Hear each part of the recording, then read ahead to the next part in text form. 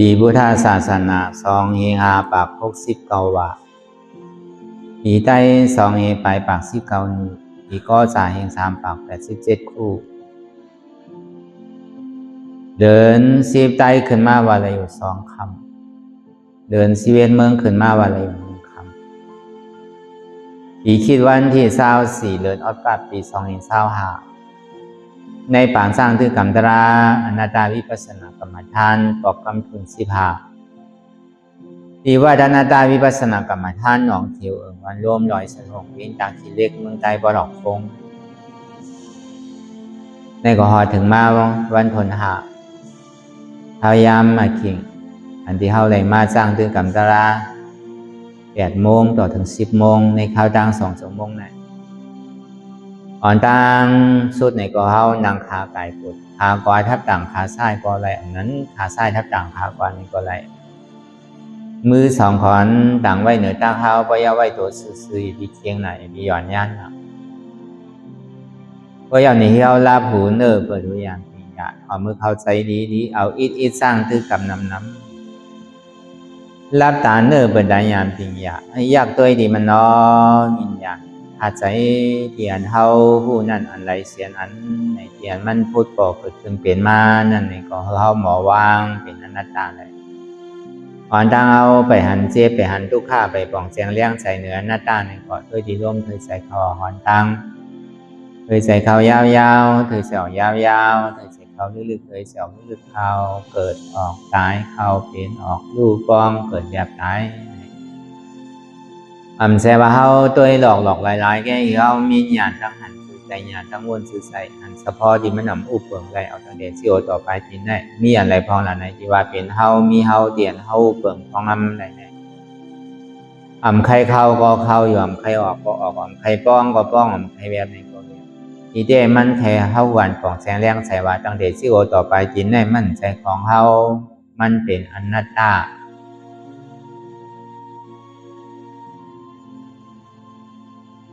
อยู่ใส่พวงใส่ผิววนนึกวนเหลือเป็นเรื่องเป็นราวมันมีอยู่อยากขึ้นขั้นคานใส่ซ่าใส่บีวนตั้งหลังป่องตั้งหน้ากำปอยกมวนสังตั้งหลังก้นมานั่นนี่ก็เหมือนหนังก้นตายตั้งหน้านั่นนี่ก็เหมือนหนังก้นนอนรับเปลี่ยนวนสังลานั่นนี่ก็เหมือนหนังก้นตาบอดที่มันพ่งผิวกาวากาเป็นนั่นนี่ก็เบอร์สังในก็เบอร์ว่าใส่ในก็มั่นใจของเฮานั่งเขามันเป็นอนัตตาสามารถมังขิงมังข้าวมังย่ามในก็เปียวมวนเซ่อมียุ่งโกมังขิงมังข้าวมังย่ามในก็ขี่ใส่มองใส่ดีใส่หุบใส่ให้ใครห้องใครให้มังขิงมังข้าวมังย่ามในก็ดีดูซ่าดูธรรมดาของลูกล้อก้านั้นมันเจอกันบนอันเปียวอันเซ่อมันควรทุกข้าอันนำธรรมดาของลูกล้อก้านั้นทุกข้ามันปลอมมากก็หือโหสุขามันปลอมมากก็หือในก็อย่าไปเนี่ยส้มแต่อุเบกขามันปลอมมากก็หือในก็อย่าไปข้านดีเด้มันเทเฮาหวันป่องแสงแรงใส่ว่าเจ็บในก็ใส่เกาอนัตตาพอเอาห่างไงเต้ๆเนี่ยก็คือเฮาปีกหูปีกตาปีกหูหลังปีกศพปีกโตแล้วก็เปิดใส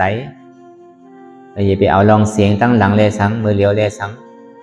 ห่างตั้งหลังปนมาเลยสังห่างมือเลียวเลยสังเสียวไอ้ตั้งหลังปนมาเลยสังเสียวไอ้มือเลียวเลยสังลองอายาสาตั้งกินปนมาเลยสังมือเหลียวนั่นเลยสังลองตั้งตุ้มเตอร์นุงไว้ตั้งหลังพ้นมาเลยสังลองตั้งตุ้มเตอร์นุงไว้มือเหลียวนั่นเลยสังอย่าไปเอาลองกูเจอกูลองที่มันเป็นอยู่นั่นเอามานิจังยาเก้านั่นพอเฮาวนลองเสียงที่มันเป็นมากเป็นยองอามเฮาเลยสังเป็นเซนี่เฮาเลยสัง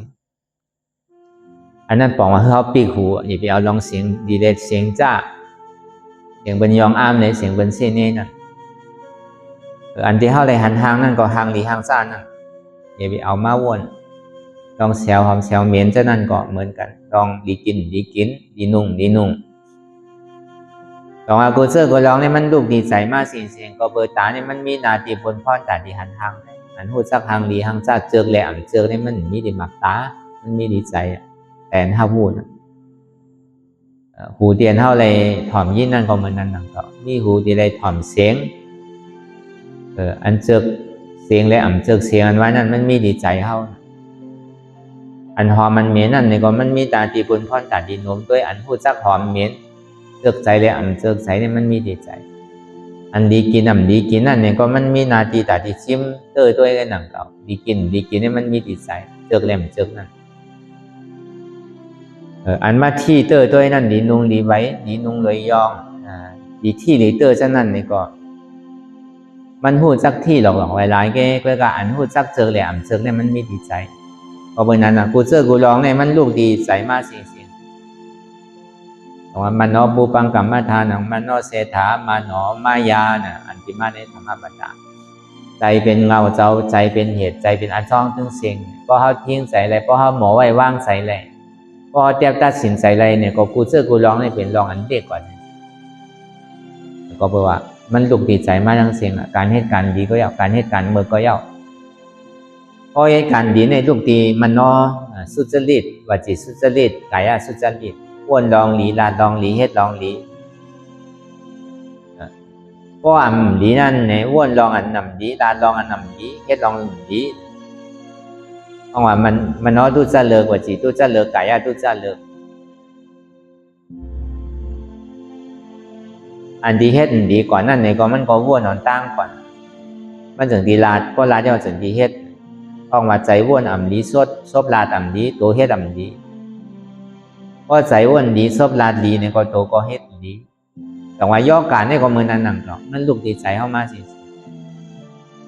แต่จังว่ามันก็เป็นห้างมันอยู่เช่นนั้นพอใจเข้าโตกมาเนี่ยใจเข้าอ้วนกับกาวากาเป็นมันมีตีพึงตีอิงมันมีแห้งกำดังในก็พอใจโตกมากำเดียวเนี่ยก็ลองอยู่แลสังลองกินแลสังเนี่ยก็มันให้เหมือนเก่ามันก็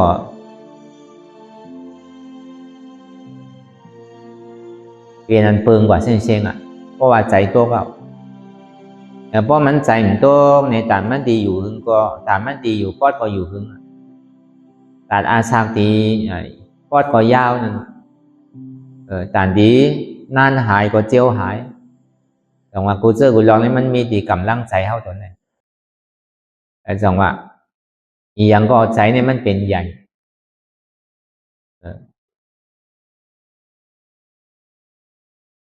ใจเนี่ยมันเป็นโหนาใจเนี่ยมันเป็นจิกเป็นซ้อมโดยเสียนั้นเนี่ยมันเป็นอีอ่อนอีเป็นตั้งนอกมันก็หนังเก่าจังว่าใจเนี่ยมันเป็นเปลืองลงในอีสังก็ยังมันมีตีใจมีที่เฮาปลาโอกปลาใจมีที่เฮามีลองตั้งคัดใจ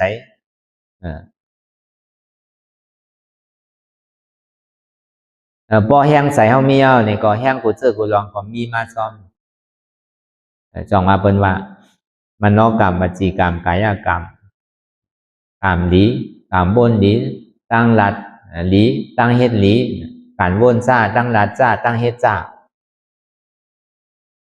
มโนโยกะวจีโยกะกายโยกะโยกะใจโยกะซบโยกะโตก็เป็นนั้นนะกูเจอกูลองเนี่ยมันลูกมาดีใจเชงเนี่ยเพราะมันพูดบอกกำไรเป็นมากกำไรเนี่ยก็คือเขาเจ็บตัดสินใจกำไรจังว่าอย่างมีการจอมตัวจอมเปิลอย่างมีการจอมเขาจอมเก่าเนี่ยพอเขาเจ็บตัดสินใจอะไรดีๆงามๆเนี่ยก็ลองถังเสื้อถังร้องเนี่ยเป็นอัน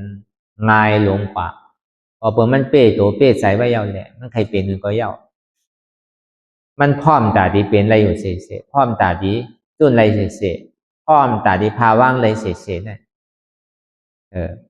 อันนี้มันดุดีใจใจนี่มันลึกลำนะเนาะพอมันเตรียมตัดสินใจแล้วก็มันก็ติ่มลาดของวันนำลึกมอนำมอมันลึกนั่นอีเต้เนี่ยมันหูเลยตัวไผ่ใจมันลองตั้งอันท่าเท้าลองตั้งอันเขาปล่อยพาว่างในเขาฮัดอะไรมอกะหือเขาจุนอะไรมอกะหือสองเขาหักตัวโกตายอยู่ห้าสองเขามีแห้งใส่ต่อสู้กว่าอยู่ว่าในการที่เขาได้มาเกิดเป็นเมืองโคงกังเนี่ยเพราะอาศัยมันพืชมายาวนี่ก็ผู้ว่าเพราะใจมันวนลองหลีมายาวพอผู้เจอกูลองว่ามันคนดีกว่าจ้อมเฉยพอมันหันลองหลียาวหันลองหมันแมนยาวนี่ก็มันก็หมันแมนลองหลีและลองอันนำหลีในยังว่ามันยังเปลี่ยนเปิกมันแก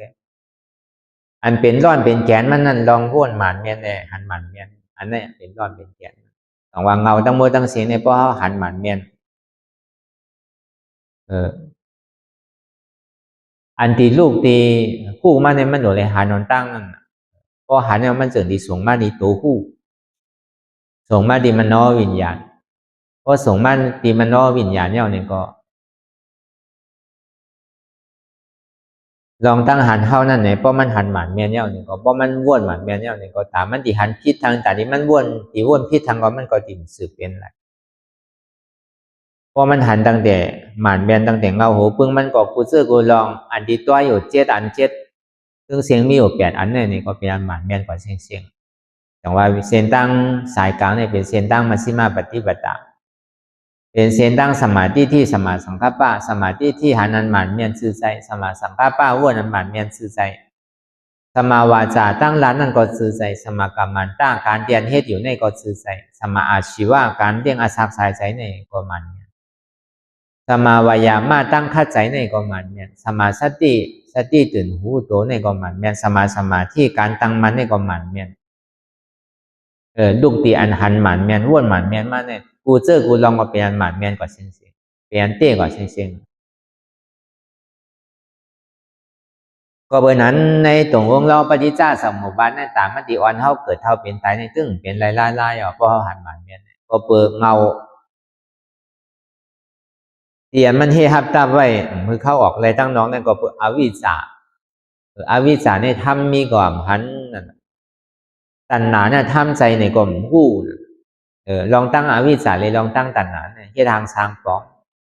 ตั้งหลังปนมาหันพิษก็เปิดหันพิษจึงที่เกิดมาเป็นสังขาระก็เปิดอวิชชาตั้งหันพิษจึงที่เป็นสังขาระย้อนเปิดว่ามีสังขารในจึงที่มีวิญญาณย้อนเปิดมีวิญญาณจึงที่มีนามยุย้อนเปิดมีนามยุจึงที่มีสลายตนะย้อนเปิดมีสลายตนะในจึงที่มีภัสสะก็เปิดภัสสะบ่เปิดขึ้นเป็นมาจึงที่มีเวทนามันมากึดคำไว้ดีเวทนาก็ในเวทนาอันที่มันเป็นปัจจุบันพ่องย่ำเดี๋ยวนั้นอนาคตมันดีคึงปองการกว่าซื้อเนี่ยก็เปิดตัณหา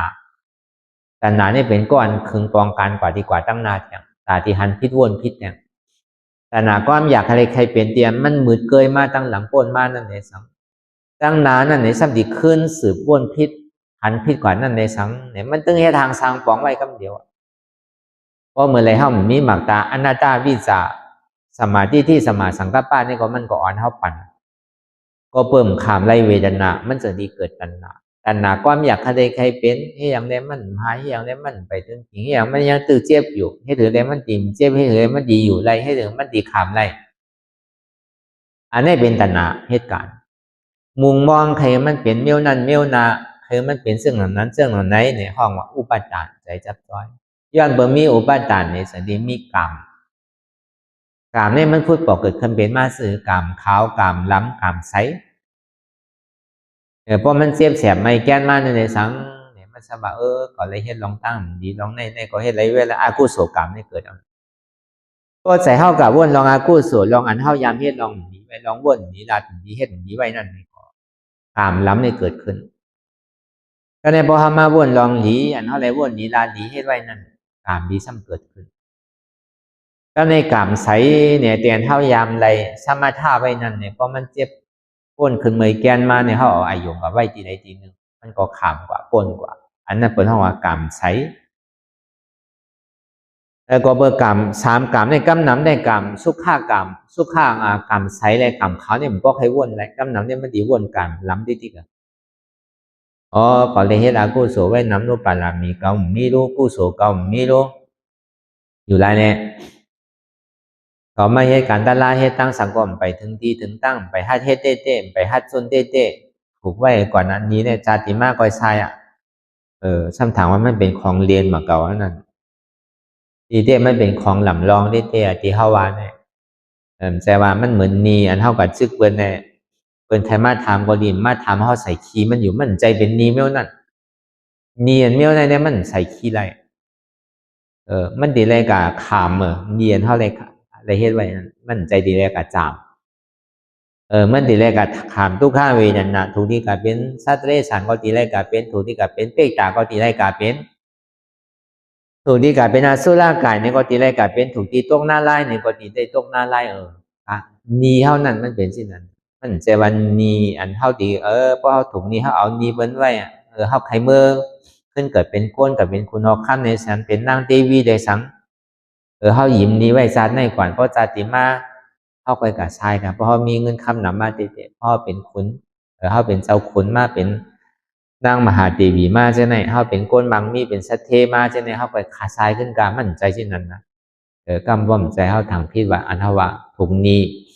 เอานี้เมื่อในปีชาติในไว้นำเพราะชาติมาเขาพวกกับมีเขาเดี๋ยวเอาขึ้นชายนี้เขากับมั่นใจเป็นเช่นนั้นอันนั้นเปิดห้องมาเป็นนี้เยอะเช่นนั้นเขายิ้มไว้เงินจานได้ก่อนก็เบื่อมันโดนเลยน้ำก็คือละเนี่ยเพราะน้ำเมืองโครงกลางเนี่ยก็ใครอิ่มใครเกิดใครก็เกิดเมืองผีก็อยู่ในเมืองผีก่อนจึกนีจึกเงินอะไรเมื่ออยู่เมืองผีกำหนึ่งก่อนเพราะไหวมาเข้าไปทรายขึ้นกันเนี่ยมันก็มไรหนังต่อให้เช่นนั้นก็ยิ้มทั้งยิ้มเงินยิ้มสังเทียอันเท่าถงนี้เอานี่นั่นนังเฮแหละเขาดีกับจ้ามอยู่ด้วยเมืองสางโน่เนี่ยป้อมเมื่อไรป้วนเมืองสางมากกว่านี้อันเท่าที่มีนะครับไปมาทรายขึ้นกันเนี่ยมันไรมันเป็นเช่นนั้นเขาอย่าไปถามว่ามันเป็นเช่นนั้นเนียนเท่าที่ไรทรายเนี่ยมันจะเอาเมี้ยวนั่นทรายไรมันที่ไรขำมันจำเลยก็เพราะนั้นในการนั้นเท่าการตลาดเนี่ยมันอยู่เหนือกามตั้งเสียงเพราะมันอยู่เหนือกามตั้งเสียงเนี่ยปองวันนี้เขาก็มีใหม่ก็เฮ็ดอาลางก่อนไรน้ำเม็ดก่อนไรเพราะมันอยู่เหนือกามก็เป็นนั้นในโกนเท่าเนี่ยก็ใกล้ว่ากามเท่าดีรู้กามเบิ้นดีรู้ในที่ที่กันก็เบอร์เกิดมาเพราะว่าจาปานในกามเท่าดีรู้เขาเป้กามหายเขาเป้กามดีเฮ็ดดีก่อนไรดีอันเป็นเฮ็ดหายซ้ำไรดีอยู่ติ๊กในก็มันจังมีจังเปลี่ยนมาจังวนมากำนำในเป็นเช่นนั้นเพราะเดี๋ยวในภาวะจารย์ในกามเขาก็ป้อมดีอยู่ยาวในเขาสั่งตีขึ้นมุงมองคือกามดีมากอยู่ติ๊กเนี่ยก็มันก็เป็นไรเพราะเขามีลองตั้งวิริยะเลยลองตั้งปียะก็ดีมุงมองกามอันเดียวก็มันไล่นังเขาก็ตีไรมีลองตั้งวิริยะนังเลยกามติมนี้ก็ยังตื้อตีไรมาจอมกามอยู่จอมกามวันในซึ้งตื่นดิมป้นเลย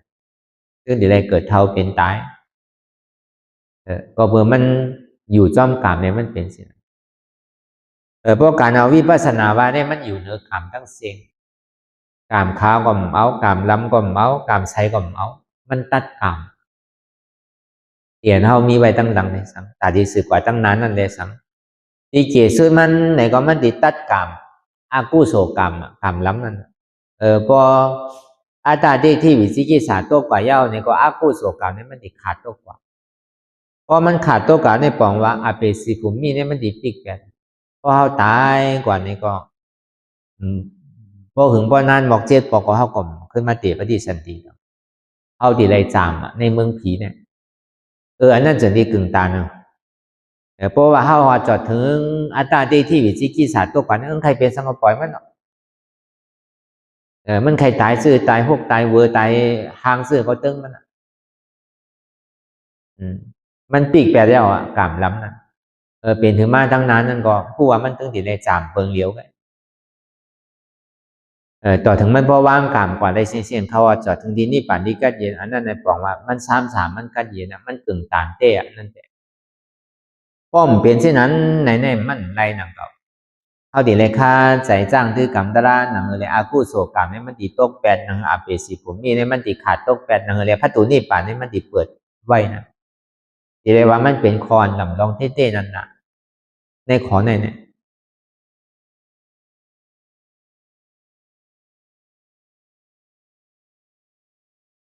ก็ในหนังสังขารามันตีตกแปดในเขาตีเลยเอาว่าหน้าตาวิสาก็เพื่ออวิสานี่มันให้เกิดสังขาราป้อมใครมันเกิดสังขาราในติเลยเหตุถือในติเลยมีวิสานั่นก็ซ้ำเป็นวิสาสำหรับเป็นอนัตตาวิสา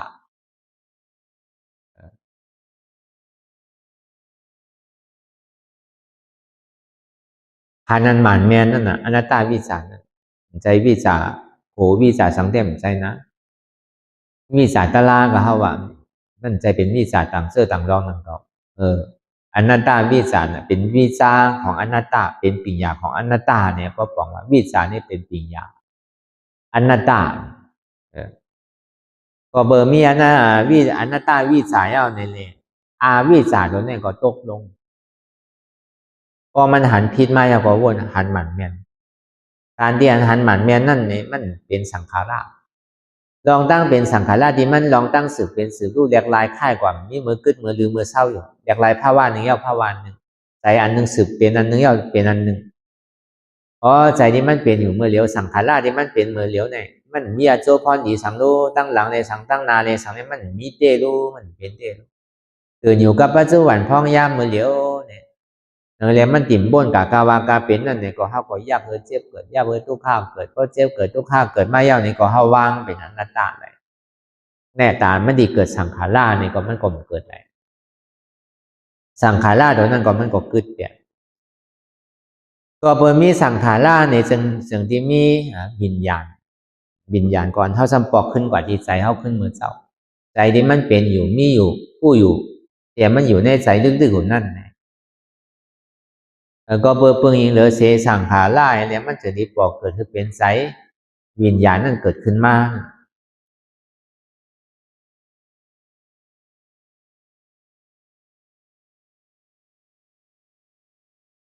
เพราะว่าสังขารเนี่ยมันเย็นเป็นอนัตตาแปลเดียวในสื่อวิญญาณที่มันพูดบอกเกิดขึ้นเป็นมาอันหู้กูเจอกูลองกูสามเสียนเปิ้นนั่นอันหู้อยู่ตั้งมัวตั้งเสียงนั่นในก็มันใจเก่ามันเป็นอนัตตาเพราะเป็นนั้นในก็วิญญาณในก็มันก็เกิดแปดมันจางกับวนลองมันโลกาเตลองรูปลองนามทั้งโนมีรูปมีนามทั้งเอา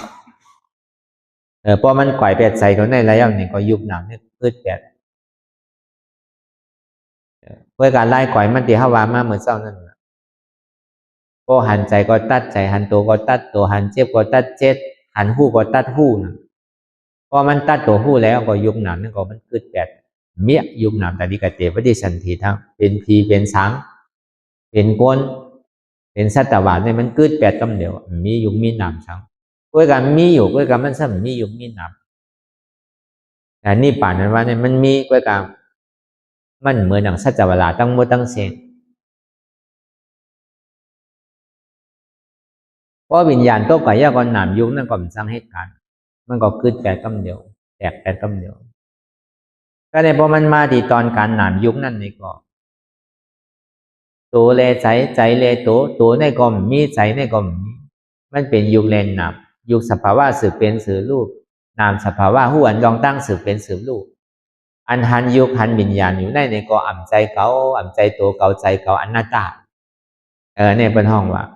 เขาตัดตัวเลยตัดใจตัดอยู่เลยตัดนามมันมาดีอยู่ก็ตัดมันมาดีนามก็ตัดเพราะเป็นรันก่อนนามในยุคนี้มันจังดีกว่าที่ทางสร้างกองอะไรตั้งนานทั้งมันก็ไกวไปตินนั้นอันนี้ก็ปองมาเป็นขันธาในยุคในนามเนี่ยก็ในวิญญาณนั่นก็เป็นขันธาเพราะว่าเดี๋ยวในตรงเราปฏิจจสมุปบาทเนี่ยที่เรียกว่ามันเป็นตัวทุกข์าเลยเป็นอาจ้องอาโจมันหมดก็หนังก็อาจ้องทุกข์าเลยอาโจทุกข์าก็หนังก็ก็การมันแจกเพไว้เป็นรายเจอรายรองรายอันก็เลยพอมาตอนการที่สลายยตนาเนี่ยเพราะว่ามันปวดมาในยุคหนามเนี่ยมันติมาที่สลายยตนาหูทีไรยินเสียงหมั่งตาทีไรหันทางหูหลังทีไรเสียวโน้มเตี้ยนทีไรอายาสาโตทีไรตุ้มเตอร์ใจทีไรฮับผู้เสียงเตียนเฮาไรยินอยู่นั่นเนี่ยมันมีเสียงเปิ้นเสียงเฮามีเสียงเก่าเสียงเขาเสียงนั่นก็เป็นเสียงหลอกหลายๆเลยมีเสียงก้นมีเสียงสัตวะเสียงในความบาลัยนัตตะทางเตียนเฮาหันอย่างอยู่นั่นเนี่ยก็มันมีทางเปิ้นทางเฮามีทางเขาทางเก่าทางนั่นก็มันเป็นทางหลอกหลายๆก็อย่างกับบาลัยนัตตะเสียวโน้มเตียนเท่าไรโน้มหมุนนั่นเนี่ยก็มันมีเสียวเปิ้นเสียวเฮามีเสียวเขามันเป็นสภาวะธาตุลมมันหนึ่งมันเกิดขึ้นยังก็รู้กว่าเกิดขึ้นตั้งอย่างก็รู้กว่าอายาสาตั้งกินเตียนเท่าไรกินอยู่นั่นในกินเบอร์โลอยู่ใจอยู่เบอร์โลกินตัวดีไรตุ้มเตอร์อยู่นั่นในก็นุ่งผลตาดีหูภาพเพศตับอันจ้าหวยก็หนังเนาะมันมีอย่างมีอโพตันมีอย่างมีการมีขันเตใส่เดียนได้ห้าผู้ไหวกูเจอกูลองในสลายตนาตั้งนอกไรตั้งในนั่นก็มันเป็นอนัตตามีเสียงหลายๆมีหางหลายๆมีเสียวหลายๆมีอายาศาสตร์หลายๆมีลองตั้งตุ้มเตอร์หลายๆมีลองตั้งถ้าพูดหลายๆแกมันว่าอะไรมีอันใดที่มีการมีขันเต้ๆมีอันใดที่มีร้อนมีแขนเต้ๆมันว่างเหมือนอนัตตานั่นก็มันก็ไกวไปสลายตนะตั้งนอกไรตั้งในเนี่ยมันไกวแปด พอมันก่อยไปแล้วก็พัสสะลองตั้งตุ้งเตอ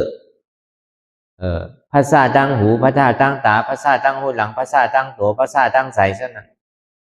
ลองตั้งพัสสะที่มันตุ้มเตอบอกเกิดขึ้นเป็นมันอันมันมาพัสสะตุ้มเตอตัวเนี่ยพอนักกว่าหัวมันนักก็แข็งกว่าหัวมันแข็ง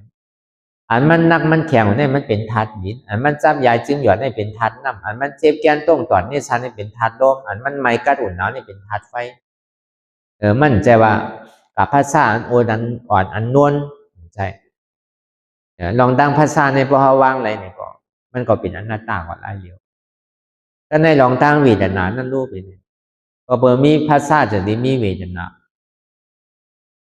ทุกขาเวทนาสุขาเวทนาอุเบกขาเวทนาก็ยอแก็บได้ๆก็ตอมนัสสาเวทนาซอมนัสสาเวทนาอันมวลอันเปี่ยวอันเสื้อนั่นเนี่ยก็เข้ามันติดโจมจำมันอันทุกข้านั่นเนี่ยก็เข้าก่อมกูทุกก็อ่ำขี้ดีก็อ่ำเสื้อเนี่ยนะทุกข้าที่มันบอกเกิดขึ้นเป็นมานั่นเนี่ยก็เกิดขึ้นตั้งอยู่แล้วก็ลูกกว่าอันสุขานั่นเนี่ยก็เกิดขึ้นตั้งอยู่แล้วก็ลูกกว่ามีอันใดแต่ดีอยู่ถาวรล่ามันขึ้นไรเนี่ยเพราะเอาไล่งานมันว่าเจ๊ก็เจ็บในกล่อมใจเก่าอนัตตาทุกข้าในกล่อมใจเก่าอนัตตาอันไหนออกที่เวทนาในตัณหาความอยากใครเป็นใครมีนั่นดูเนี่ยก็เบอร์ตัณหาเนี่ยมันดีให้ทางสร้างบองกว่าตั้งนานมันดีหวานเสื้อหวานพันใหม่กว่าตั้งนานก็เบอร์ตัณหาความอยากใครเป็นใครมีนั่นก็เบอร์สังเนี่ยมันเกิดอะไรก็เบอร์มันทุกข้าบอกเกิดขึ้นเป็นมาเย้าหนังเรียนมันดีสุขข้ามันทานใจหนังเรียนตีเสื้อสาใจมันเจ็บหนังเรียนมันตีหายเจ็บได้ก็ตัณหาให้ทางสร้างบองก็เลยพอเขาพาว่างในตัณหาความอยากใครเป็นใครมีนั่นใครอยากใครเจ็บก็ตึงมันทุกข้าก็ตึงมันเมียการขยักใครเป็นแทงใครเป็นเมียวนั่นเป็นเมียวไหนใครเป็นเสี้ยนใครเกิดใครตายทั้งนี้มันใครตายมันใครเกิดทั้งเอาความอยากใครเป็นเนี่ยดีป้อใครมีใครเป็นทั้งเอามันเสียลายอะไรยังเจออีลองเอาแน่ตาดีตัดแปดตัณหาความอยากใครเป็นนั่นพอวางตัณหาความอยากใครเป็นอันมีล้อผ้าต่อซาล้อผ้า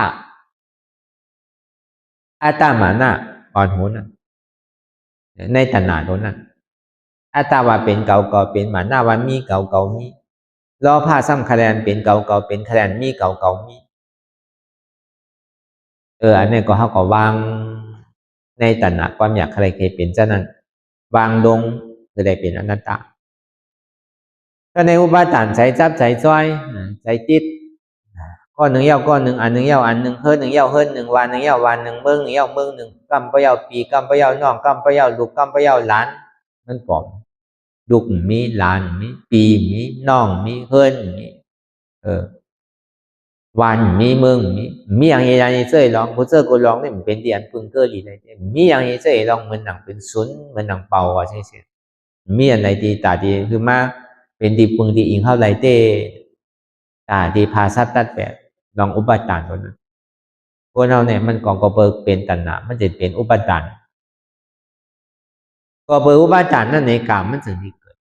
กามดีเลยสังอ๋อเขาก็เลยให้ตั้งดีไว้เอาดูตายก็ลางว่าเขาดีได้ทบดีกว่าอันนี้เป็นห้องว่ากามดีกามเขาถ้าในกามล้ำก็เบิกก็เลยให้ตั้งมือไว้น้ำก็เลยคาเปิ้นยำเปิ้นก็เลยลักเปิ้นโจรเปิ้นก็เลยแปดเปิ้นเลียนเปิ้นก็เลยยาเก่าผัวเก่าเมียเปิ้นก็เลยกินยาเมาเหล้าก็เลยเฮ็ดผิดหมายอุบัติเหตุเฮ็ดตั้งดีคือก็มันเดียวกันอันนี้อ่อนหัวใจตกในห้องว่ากามล้ำเกิดก็ในบ่กามใช้บ่มันเป็นมาเอาสินั่นนี่ก็เข้าก็ดีเป็นปฐมฌานทุติยฌานตติยฌานจตุตถฌานพอมันเจ็บแก่นต้องตอนนี้ฌานเพราะอกุศลมันเกิดขึ้นมามันก็กว่าเอาไว้ใจที่อยู่เนื้อเจ็บเลยเจ็บจังนั้นอยู่เนื้อกุศลในอกุศลจังนั้นในปองว่ากามใช้อันมันยามในสมถะปฐมฌานทุติยฌานตติยฌานจตุตถฌานมันก็ดีกว่าที่นั้นอันนั้นเฮาว่ากามใช้กามดำก็ดีกามไซก็ดีกามขาวก็ดีมันดีอ่อนเท่าเกิดเย่าตายเย่าเกิดป้วนในรองตั้งทุกข้าก็กามสู้เย่าในชั้นที่ได้เป็นจาติจาลาจาที่มรณะเนี่ยมันเป็นสิ่งนั้นเนื้อแลกามเนี่ยมันดีสู้ได้ดีเลยให้ถือละ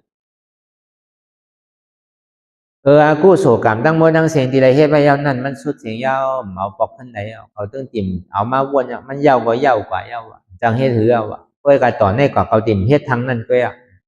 กรรมดีที่ไรเฮ็ดไว้ยาวก็ดียาว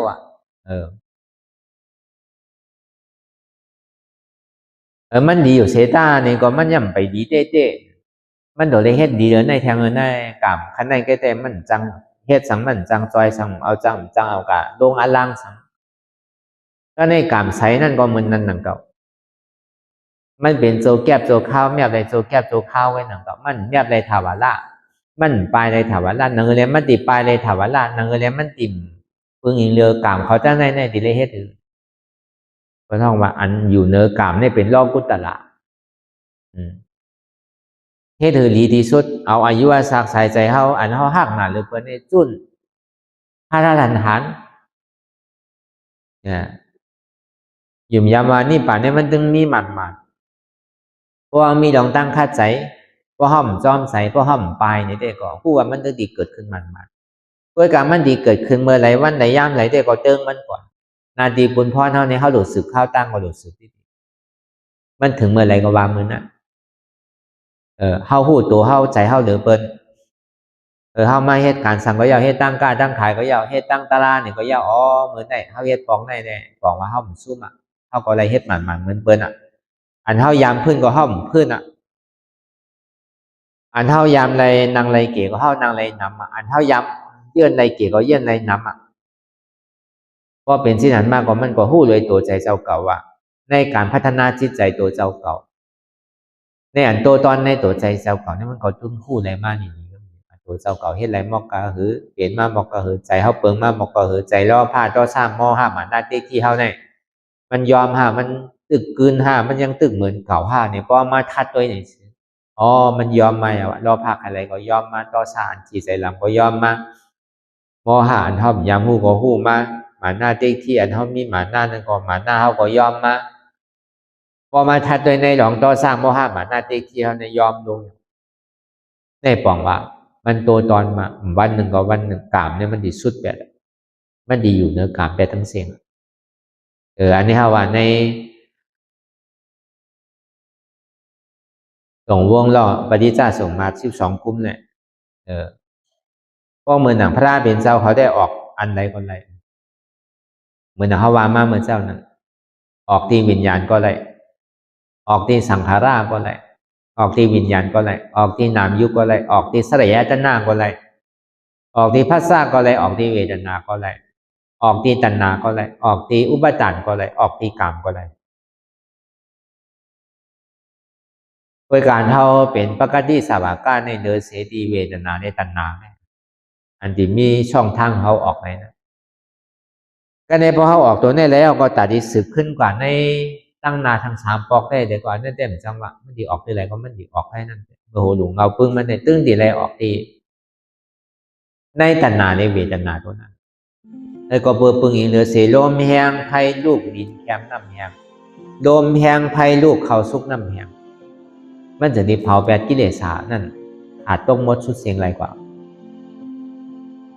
อันดีบามาเมื่อเช้าในฮาวาลองรวมกันการในปฏิจจสมุปบาทนะ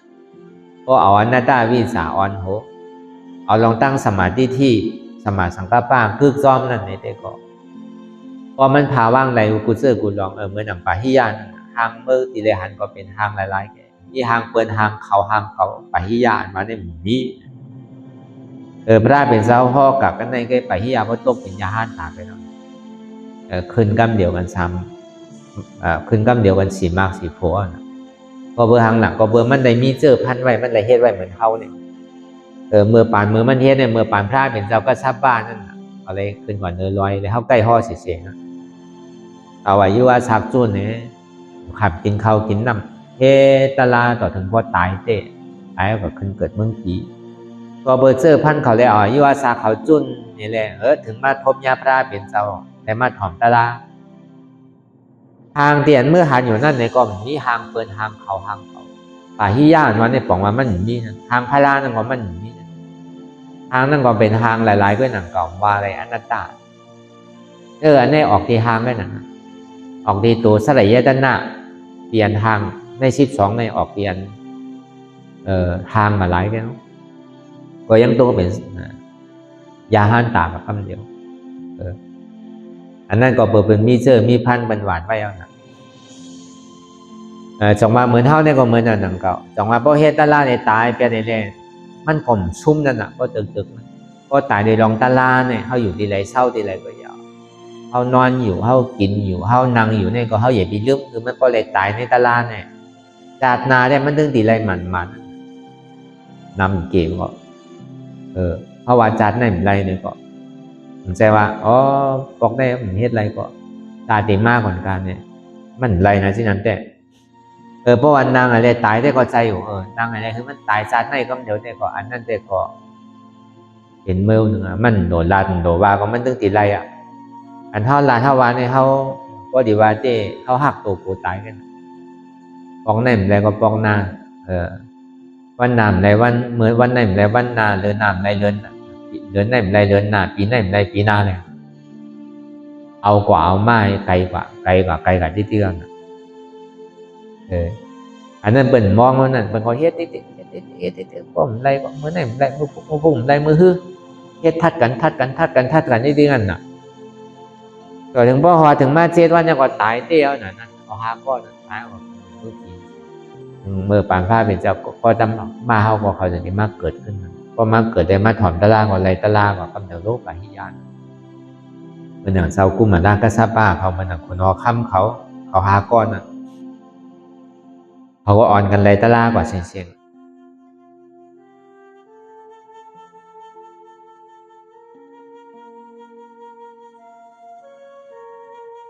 ก็เพื่อนนั้นในกลางเจเตียนเขาเฮ็ดตะลาอยู่ห้องย่ามเดี๋ยวนี้ก็เพื่อสังทำดีเลยนั่งคือมันตีเกศชุดมัน2 ชั่วโมงน่ะไม่ใช่อย่างซ้ำดีเลยหันเจ็บละก็เพื่อว่าเป้าหมายมันเนี่ยอันตาดีออกมันนั่นตาเท่าดีออกเลยตาดีผ่าซับตัดแปดตรงวงรอบปฏิจจสมุปบาทก็เพื่อมันอยู่ในกลางเจตนาในเวทนาในเวทนานั่น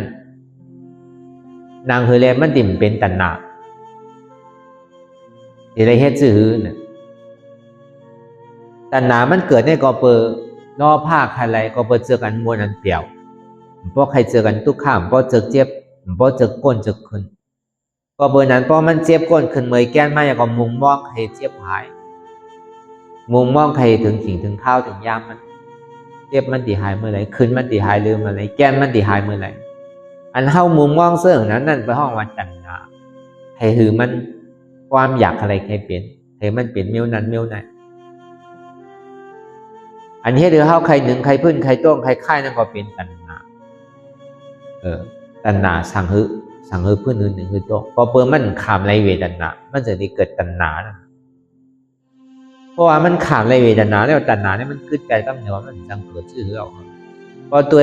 กับลมแห้งไผ่ลูกเขาซุกน้ำแห้งลมแห้งไผ่ลูกหินแคมน้ำแห้งก็โต๊ะแปรเอา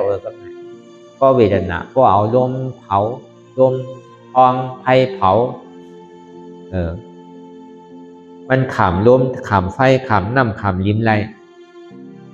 เจ็บแกนมาตัดหื้อเนี่ยก็โหมจมหับตอนมันไรเนี่ยก็ตัณหาเนี่ยมันก่อยหายกับต่อถึงนั้นก็โต๊ะแปรนั่นอันนี้ลายไวมันตาปานพองยามมันเหลวในดิเลเฮดสินปลายก็ซ้ำไรพอเข้าปลายเนี่ยก็มันยังตึกเผามันหลบปลายที่เต้มัน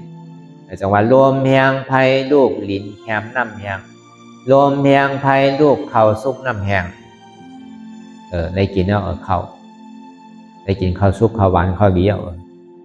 จังหวะลมแหงไผ่ลูกเข่าซุกน้ำแหงลมแหงไผ่ลูกลิ้นแหมน้ำแหง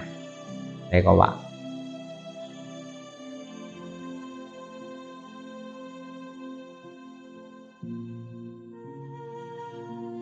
อันนี้ก็ทำมีเนี่ยก็เราพอหันทำใจเนี่ยก็เราพอหูทำมีหันเจ็บทำใจหัวเจ็บในเป็นอนัตตาทำมีหันทุกขาทำใจหัวทุกขาเป็นอนัตตาทำมีหันว่าอ่ำใจโหเก่าอ่ำใจขาเก่าอ่ำใจมือเก่าอ่ำใจตัวเก่าอ่ำใจเก่าอ่ำใจเจ็บเก่าทำใจหัวมันเป็นอนัตตามันมาดีตัวก็อ่ำใจตัวมาดีใจก็อ่ำใจมาดีเจ็บก็อ่ำใจเจ็บก็หาลองตั้งพิษเปิลเนี่ยก็อ่ำใจพิษเปิลเป็นที่เขาก็ อันนี้สมาธิที่หันทุกขาสมาสังกัปปะว่นว่าทุกขาในเป็นอนัตตาสมาธิที่หันเจ็บสมาสังกัปปะว่นว่าเจ็บในเป็นอนัตตา